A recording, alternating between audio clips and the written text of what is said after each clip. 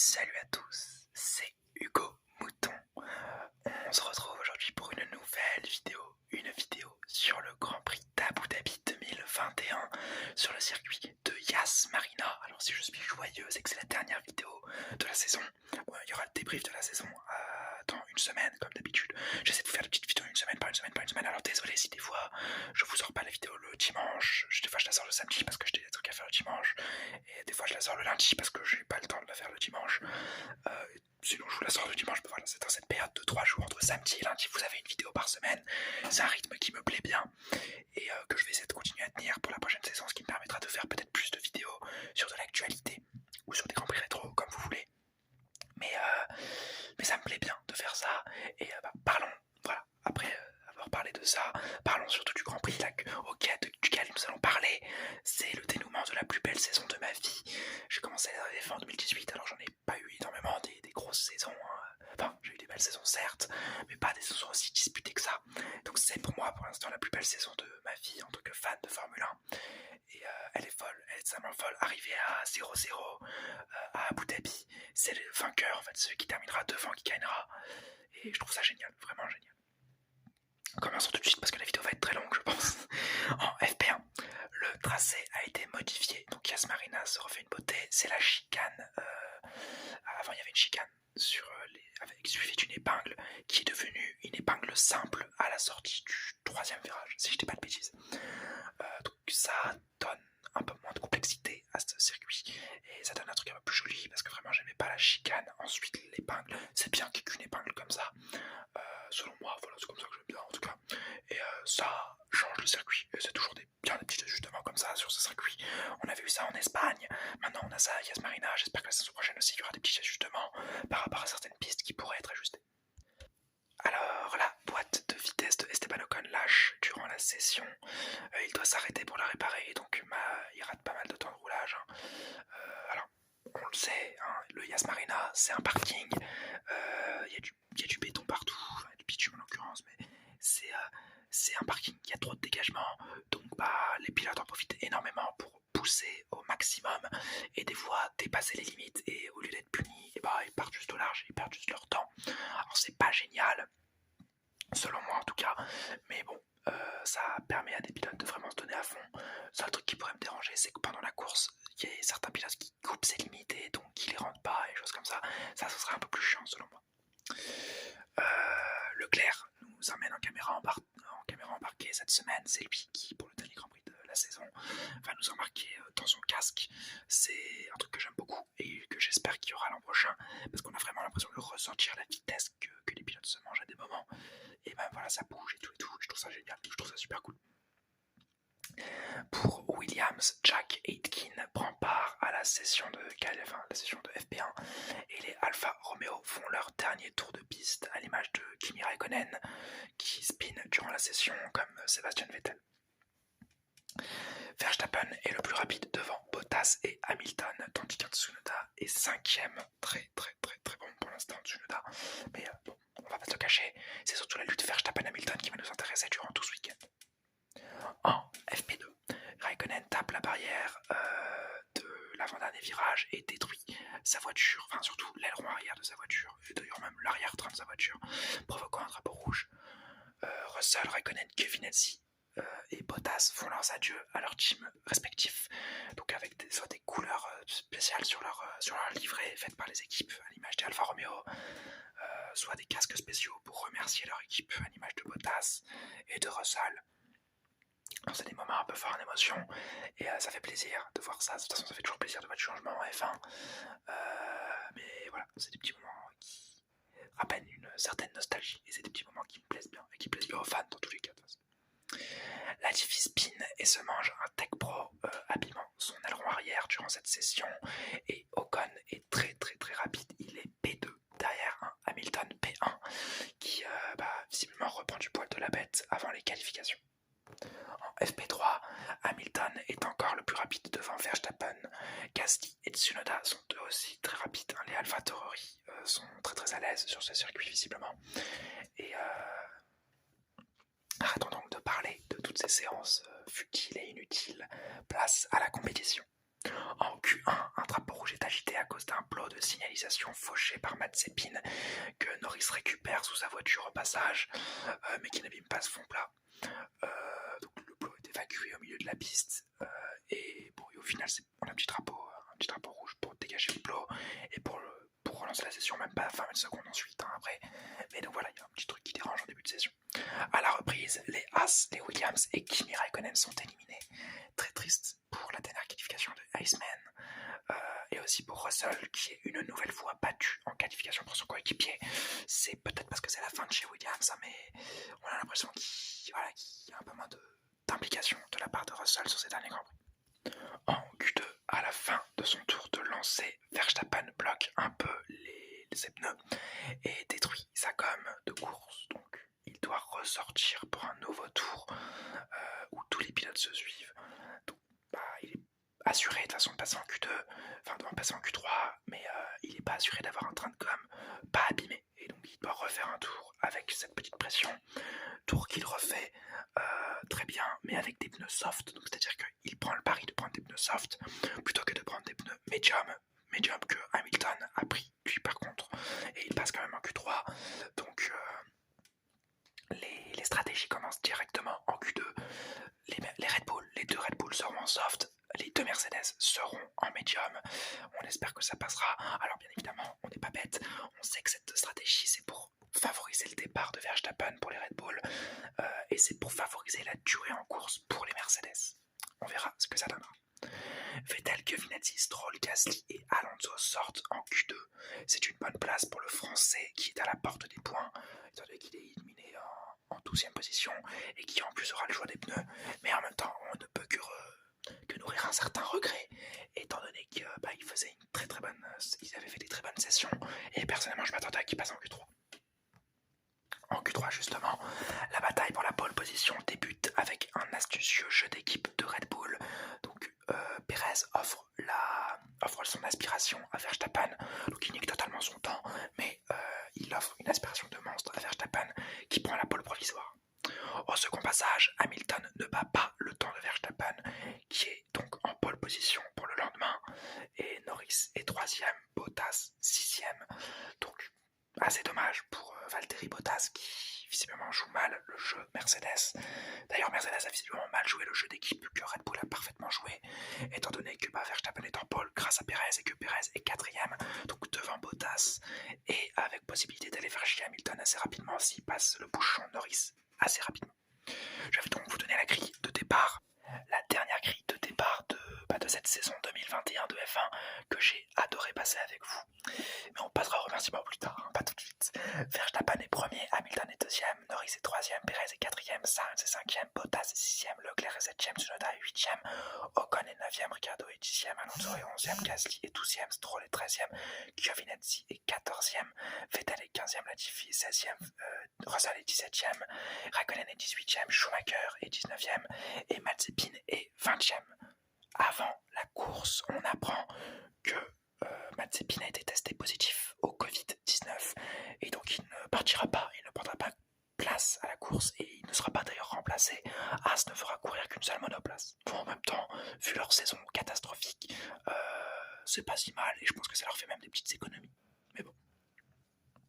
La course. Excellent départ de Lewis Hamilton qui prend la tête de course devant Verstappen. Derrière, Lando Norris part un peu au large et se fait dépasser par Sergio Perez. Au virage 5, Verstappen plonge sur Hamilton pour récupérer la première position, mais le Britannique coupe le virage et reprend la tête avec une 2-3 secondes d'avance gagnée grâce à cette manœuvre qui est illégale. Normalement, il doit rendre sa position à Verstappen, mais il ne le fait pas. Et puis, au 3e tour, les commissaires annoncent qu'il n'y aura pas d'enquête. Pour moi, c'est une décision folle, étant donné qu'on le voit couper le virage, il coupe le virage, il gagne un temps monstre, et il ne rend pas le temps à Verstappen, il ne rend même pas la position à Verstappen. C'est très bizarre d'avoir fait ça, mais à mon avis, c'est à cause de la pression que les commissaires ont. Ils ne veulent pas faire changer le championnat du monde sur une décision. En l'occurrence, c'est ce qu'ils font quand même, hein, mais il y a une sorte de pression en fait sur ce Grand Prix. Et c'est pour ça, à mon avis, qu'il n'y a pas eu de pénalité pour Lewis Hamilton. Au tour 5, Hamilton s'échappe et trace un Verstappen à la peine avec ses pneus qui sont plus tendres et fait, parce que les médiums de Hamilton, il a réussi à les chauffer rapidement, et là il y a plus une dégradation chez Verstappen qu'un problème de chauffe chez Hamilton. Donc le Britannique prend littéralement 5 secondes en fait, très rapidement au Néerlandais, et du tour 5 à 20, il n'y a pas vraiment d'action, même derrière, en fait, c'est pour ça que j'aime pas trop l'IAS Marina, hein, mais le circuit est plutôt statique, et surtout, là où ça nous intéresse, en tête de course. La sortie invraisemblable de Hamilton est tournée en boucle sur les images, hein, on le voit très souvent. Au tour 12, la gomme de Verstappen devient très compliquée à gérer, il s'en plaint à la radio, en plus de la non-pénalité donnée à Hamilton. Hamilton, lui, enchaîne les meilleurs tours en course et prend même 6 secondes d'avance sur Verstappen. Au tour 14, le Néerlandais en a marre et s'arrête pour des pneus durs. Il ressort devant Charles Leclerc, qui est à ce moment-là de la course 6ème, si je dis pas de bêtises, et se fait, d'ailleurs le monégasque se fait dépasser par Tsunoda à la sortie des stands de Verstappen, parce qu'en le voyant sortir des stands, le monégasque est Charles est un petit peu décontenancé, il doit avoir un petit problème dans la voiture, et donc il sort au large, et cette sortie au large permet aux Japonais de prendre cette 6ème position à Charles Leclerc. Au tour 15, en réaction à l'arrêt au stand de Verstappen, Hamilton s'arrête et il suit donc sa stratégie. Perez, lui, reste en course et prend donc la tête. Il restera, à mon avis, et sûrement, selon même les observateurs de la course, en piste pour bloquer Hamilton et pour donc permettre à Verstappen de se rapprocher. Au tour 16, Leclerc s'arrête, mais l'arrêt est plutôt long. Un arrêt raté de Ferrari, ça faisait longtemps. Ocon s'arrête également et il ressort 16ème. Non, c'est Charles qui ressort 16ème et Ocon qui ressort 18ème. Au tour 17, en pneu dur, Hamilton prend le meilleur temps en course, alors que Verstappen, qui chasse Carlos Sainz en 3ème position, part un peu au large. Donc des petites difficultés même pour Verstappen à rattraper en fait le rythme, c'est compliqué pour lui. Au tour 18, Norris pit et s'arrête, et Verstappen passe Carlos Sainz dans l'épingle, mais l'Espagnol n'insiste pas au DRS et ne va donc pas challenger le Néerlandais. On dirait un peu symbolique, parce qu'on a vraiment l'impression que toutes les autres écuries ne veulent pas jouer la gagne, ne veulent pas jouer l'agressivité, ils veulent vraiment laisser les Red Bull et les Mercedes se battre. C'est tout à leur honneur, mais ça cache peut-être un peu le spectacle, selon moi. Mais bon. Au tour 20, Perez est rattrapé par Lewis Hamilton. Le Britannique passe le Mexicain, mais Perez se bat et redépasse au DRS Lewis Hamilton.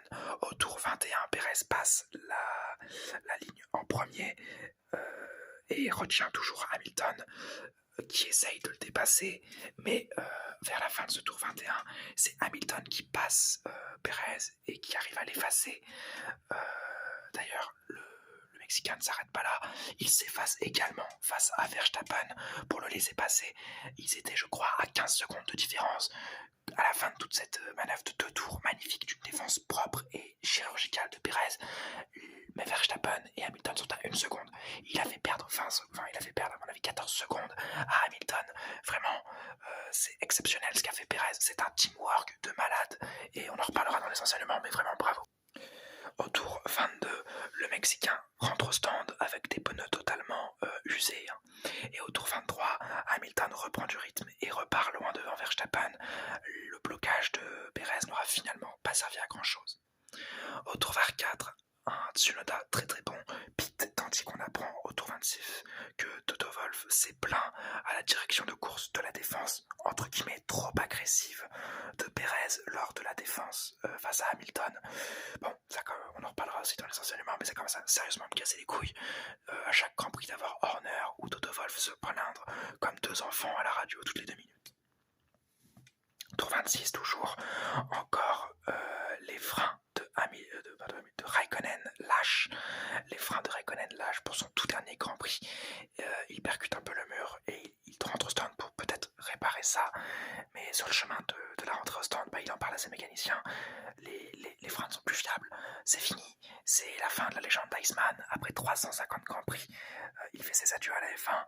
Vous savez, c'est mon pilote préféré. Ça me fait très mal, ça m'a fait très mal de voir ça même à l'écran, mais bravo à lui, et c'est dommage que ça se termine comme ça. J'aurais voulu que ça se termine autrement, mais on ne peut pas toujours tout décider dans la vie, et il a fait une très belle carrière en Formule 1. 37, c'est Russell qui est au ralenti à cause d'un problème moteur, et même peut-être plus précisément un problème de boîte de vitesse avec la transmission qui a lâché. Il s'arrête également au stand et fait donc ses adieux à Williams de cette façon. Au tour 29, on demande à Bottas de ralentir Pérez qui arrive derrière lui après s'être arrêté au stand pour bloquer un possible arrêt de Hamilton qui serait gêné par Pérez. En fait, on demande à Bottas de le bloquer pour éviter de mettre une pression sur le fait qu'il se fasse dépasser par Pérez et que Pérez le remette encore une fois à se bloquer pour laisser Verstappen s'envoler. Donc c'est un duel stratégique, un total entre les deux pilotes et les deux équipiers et c'est très plaisant, j'avoue que c'est très plaisant. Au tour 31, Bottas s'arrête pour des durs et devra tenir ses gommes jusqu'à la fin de la course. Derrière, Leclerc ressort avec beaucoup de mal. Il a beaucoup de mal à passer des autres pilotes après 4 tours de course, quoi. Après ça ressortir des stands, on a vraiment l'impression qu'il n'a aucun rythme et c'est très dommage parce que vraiment on sait que Sainz est 3ème à ce moment-là du Grand Prix. On s'attendait peut-être à mieux de Charles Leclerc. Tour 35, Giovinazzi s'arrête sur le côté de la piste et provoque une virtual safety car pour que sa voiture soit dégagée. Encore un problème moteur et c'est également sa fin de carrière en F1. Alors ne crions pas ça tout de suite étant donné que lui est plus jeune et il aura peut-être encore des nouveaux Grands Prix à faire. Mais en l'occurrence c'est sa fin de saison et pour au minimum 1 ou 2 ans. Donc on dit aussi au revoir à Giovinazzi d'une façon un peu triste. On aurait voulu le voir terminer et peut-être faire un Donatsu 2. Mais bon, c'est dommage et c'est pas trop grave. Leclerc profite de cet incident de course pour s'arrêter à nouveau, pour peut-être hypothétiquement récupérer du rythme. Au tour 37, Verstappen s'arrête également sur la virtual safety car pour des pneus durs. Il ressort 2ème à 22 secondes de Hamilton. Autrement dit, il doit prendre 1 seconde au tour pendant les 12 ou 13 prochains tours pour au minimum le rattraper. C'est quasiment mission impossible. Pérez s'arrête également et reprend la piste 3ème car derrière Alonso, Gasly se sont arrêtés et donc les bouchons qu'il y avait face à lui ont sauté et même Bottas n'avait pas anticipé tout ça. Donc Pérez reprend la piste 3ème derrière Verstappen qui est lui-même derrière Hamilton à 22 secondes devant. Toto Wolff demande à Michael Masi de ne pas mettre de safety car. C'est un échange assez bizarre parce que vraiment on a l'impression qu'il est en mode en fait non mais ça va avantager les autres si tu mets une safety car. C'est vraiment je m'en plains et je vais continuer à m'en plaindre mais ça me fait chier de les entendre se plaindre toutes les 2 minutes en mode oh fais pas ci, fais pas ça, fais pas ci, fais pas ça. Michael Masi est un directeur de course, c'est un grand garçon et ce n'est pas à deux chefs d'écurie de venir lui casser les couilles à la radio toutes les 2 minutes. Au tour 38, la course repart avec un Verstappen ayant des pneus neufs et un Hamilton avec des pneus ayant 24 tours sur la gomme. Tour 39, meilleur tour pour Verstappen, tandis que derrière Tsunoda et Alonso se battent. C'est Tsunoda qui reprend la 7ème place. Hamilton se plaint de ses pneus au tour 40 et dit qu'ils ne tiendront pas selon lui. Et derrière, Verstappen rattrape un petit peu, mais pas assez vraiment pour aller titiller Hamilton. Pérez fait son maximum pour rattraper les 23 secondes de Hamilton pour bloquer son arrêt au puits, tandis que derrière eux, Gasly passe Alonso, l'Espagnol commence à s'effondrer dans le classement. Tour 44, Verstappen passe sous les 14 secondes derrière Hamilton, mais il est maintenant un peu trop loin et il ne lui reste plus assez de tours. Au tour 49, Norris s'arrête à cause d'une crevaison lente, tandis que Latifi, au même moment, s'explose contre le mur. L'avant-dernier virage, il s'explose contre ce mur et provoque une safety car. Au tour 54, cela s'ensuit des pneus rouges pour Verstappen qui plonge directement dans les stands pour vraiment mettre une pression à Hamilton étant donné qu'il ressort 2ème, donc aucune pression sur lui. En l'occurrence, il peut tout gagner, il n'a plus rien à perdre. Tour 56, malheureusement, Pérez abandonne à cause d'un problème moteur. Il aurait pu terminer la course, mais Red Bull n'a pas voulu prendre le risque de peut-être le laisser terminer la course et de voir son moteur exploser en pleine course, et donc de reprovoquer une safety car qui aurait fait gagner Hamilton si la course repartait. Donc c'est pour ça qu'ils le font rentrer, c'est vraiment pour mettre toutes les chances de leur côté. Tour 57, alors que Michael Masi et Toto Wolff se parlent encore une fois à la radio et Toto Wolff lui dit explicitement ne fais pas rentrer la safety car, ça doit se terminer comme ça, c'est comme ça que ça doit se terminer, et que derrière Christian Horner est en mode mais non mais il faut repartir. Les voitures entre Hamilton et Verstappen peuvent reprendre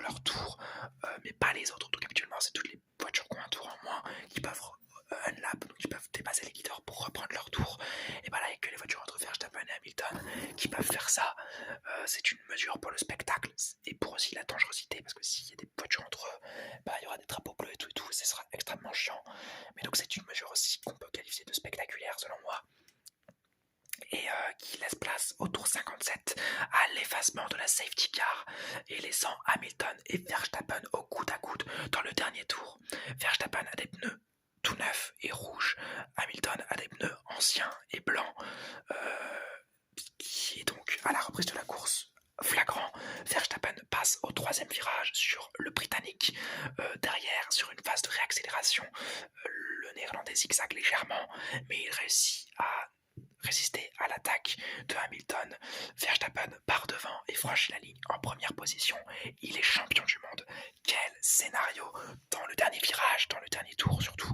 C'est fou, c'est totalement fou. Je vais vous donner la grille d'arrivée. Verstappen est premier, Hamilton est deuxième, Sainz est troisième, Tsunoda est quatrième. Meilleur résultat en carrière pour le jeune japonais. Gasly est cinquième, Bottas est sixième, Norris est septième, Alonso est huitième, Ocon est neuvième, Leclerc est dixième, Vettel est onzième, Ricciardo douzième, Stroll treizième, Schumacher quatorzième, Perez quinzième, DNF à cause d'un problème moteur, Latifi 16e, DNF à cause d'un accident, Giovinazzi DNF 17e à cause d'un problème moteur, 18e Russell DNF à cause d'un problème moteur, et 19e Raikkonen DNF à cause d'un problème de frein, et 20e DNS de Mazepin qui n'aura pas pris part à la course. Les enseignements totalement fous de cette course. Oui, vous ne le croyez pas, mais Verstappen est bien champion du monde. Verstappen est champion du monde, c'était fou, vraiment. Regardez ce Grand Prix, c'était fou. C'était des émotions de tous les côtés, et le voir franchir la ligne en dernier, il y a une émotion qui se dégage de ça. J'adore Hamilton, c'est pas du tout mon pilote préféré, hein, mais je l'admire énormément parce que pour moi c'est le meilleur pilote de l'histoire de la F1, à égalité avec Schumacher je pense. Mais il y a tellement de talent en fait dans ce mec, il a jamais fait d'erreur majeure, et là encore il a pas fait d'erreur majeure cette saison, il a fait des petites erreurs, mais c'est une déception totale pour lui, et en même temps quel respect, parce qu'à la fin de la course il vient voir Verstappen, il vient le saluer, il se fait réconforter par son père bien évidemment, parce que à ce moment là que t'es 40 balais et que t'aies vécu toutes les pires humiliations de ta vie, t'y arrives pas en fait. Et même quand t'es un grand champion comme lui, t'arrives pas à te dire ça va aller, c'est pas grave, c'est juste un championnat du monde. C'est pas juste un championnat du monde, c'est quelque chose pour lequel il s'est battu toute la saison et qu'il a perdu. Donc on peut comprendre son comportement totalement dégoûté. Mais il reste très classe et ça reste un grand champion. Malheureusement cette saison il aurait été battu par plus fort que lui. Alors peut-être que sur cette course, les facteurs de la course étaient manipulés, nanana. Bon ça n'existe pas, c'est pas vrai déjà. Mais peut-être que sur cette course, Verstappen ne méritait pas de gagner. Sur l'ensemble de la saison, Verstappen méritait de gagner. Et pour moi, ce titre est mérité pour les deux. Mais en l'occurrence, il revient bien. Et il aurait très bien revenu à Hamilton également. Mais là, on parle de Verstappen et il lui revient très très bien. Maintenant, parlons de choses qui font mal. Kimi, oui, ça me fait mal de le voir partir comme ça. J'aurais préféré qu'il continue. Peut-être qu'il y a un podium cette saison avec une bonne voiture. Mais toutes les bonnes choses ont une fin. Et bravo à lui. Et je lui souhaite tout le meilleur pour sa vie future. Pareil pour Giovinazzi qui va lui en Formula E. J'espère qu'il rencontrera succès et bonheur. Et même peut-être qu'un jour il reviendra en F1. C'est un personnage assez discret mais assez attachant quand on le voit en interview. Et donc j'aimerais bien le revoir, peut-être en F1 un jour. Ferrari est troisième au championnat constructeur. Sainz et Leclerc, selon moi, il est le meilleur duo. Ça a été le meilleur duo de cette saison. Et en même temps, là, Sainz sur ce Grand Prix-là, il prend le best of the rest. Il a été génial toute la saison. Et limite, il prouve que Leclerc est encore une fois pas à l'aise tout le temps, quoi. Alors que lui a été très régulier. Leclerc, c'est des moments d'éclat. Sainz, c'est de la régularité totale. Sur ce Grand Prix-là, Leclerc, il est nulle part. Et j'ai même peut-être l'impression, et j'adore Leclerc, mais que là, c'est Sainz qui passe en numéro 1 pour la saison prochaine, ou au minimum qui vient bien challenger Leclerc sur le numéro 1. McLaren dans la tristesse, Ricciardo à l'image de sa saison, Ricciardo 12ème, voilà, Norris 7ème à cause d'une crevaison lente. Sur la crevaison lente, je pense qu'il est plus haut. McLaren est 4ème, bonne saison, mais pas la meilleure non plus. Un très très beau 1-2 à Monza, c'est inoubliable, mais ça ne doit pas non plus oublier le nombre d'erreurs que McLaren a fait et que leurs pilotes ont fait. Ils doivent quand même se regarder, malgré ces belles victoires, ils doivent quand même regarder leur bilan et être un peu déçus parce que selon moi, ils ils auraient dû être 3e de ce championnat cette année.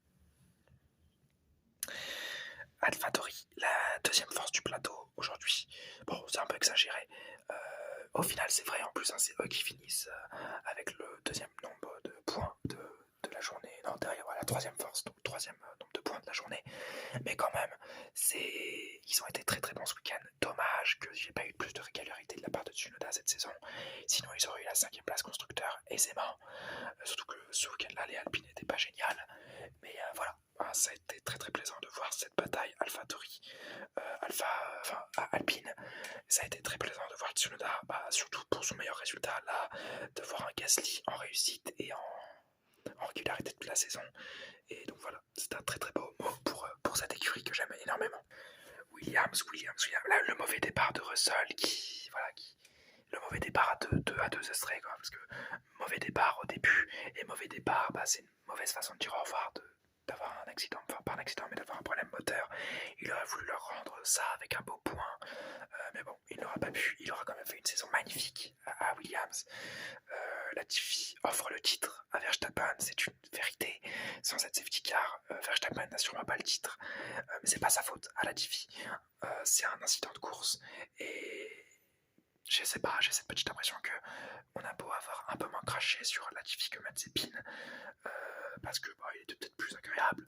Latifi, j'ai l'impression qu'il y a un moment d'expérience, là, un petit bout d'expérience qui commence à apparaître, et j'ai hâte de voir la saison prochaine aux côtés d'Alex Albon, ce qu'il va faire en fait, parce que ça m'intéresse énormément de voir comment il va appréhender une nouvelle saison, limite en leader de l'équipe, étant donné qu'il n'y aura plus Russell et qui pourra à mon avis peut-être challenger Albon. Et enfin, nous allons terminer sur le Yas Marina, une piste refaite que j'aime toujours aussi peu, hein, c'est vraiment pas une piste que j'affectionne. Sans les safety cars, la course aurait été monotone, voire ennuyeuse. Donc je mettrai la note réaliste, je mettrai un solide 13, voire un 14, ouais, un petit 14. Parce que la course a été bonne, mais sans plus. C'est l'antépénultième manche, donc c'est normal. Ensuite, le choix du cœur, c'est soit un 20 sur 20, soit un 0 sur 20, selon votre camp, quoi. Si vous aimez Verstappen, c'est un 20 sur 20, si vous aimez Hamilton, c'est un 0, et ça aura été un Grand Prix à l'image de la Formule 1 moderne, rempli de controverses et de polémiques. On en parlera encore beaucoup de temps, je pense, de ce titre. Peut-être qu'il n'a pas la même légitimité que s'il avait été gagné de façon normale, entre guillemets, mais on peut pas enlever quand même la légitimité à ce titre de Verstappen, parce que vraiment ça a été une saison de fou, une saison de malade, avec des accidents, des dramas et toutes ces choses-là qui sont pas toujours plaisantes à regarder, mais qui font partie de la F1 et qu'on est obligé de regarder, qui m'auront bien plu. J'aurais adoré cette saison, j'espère que vous l'aurez vous aussi adoré. Alors, petite private joke, je vais faire une dédicace à Maxime Durand, qui est un abonné qui me suit depuis le tout début de ma chaîne, et qui m'a demandé une petite dédicace dans les commentaires la dernière fois. Je lui en fais une, je le connais personnellement, c'est pour ça que je lui fais ça. Et donc merci à lui de me suivre depuis tout ce temps. Et merci à vous de me suivre depuis tout ce temps et d'avoir écouté toutes mes vidéos cette saison. Ça aura été un petit peu décousu. J'espère que la saison prochaine j'arriverai à mieux tenir le rythme. Et j'espère que j'arriverai à vous détendre le plus souvent. Si c'est le cas, n'oubliez pas le petit like, le petit commentaire et le petit abonnement. Et n'oubliez pas, Forza Ferrari!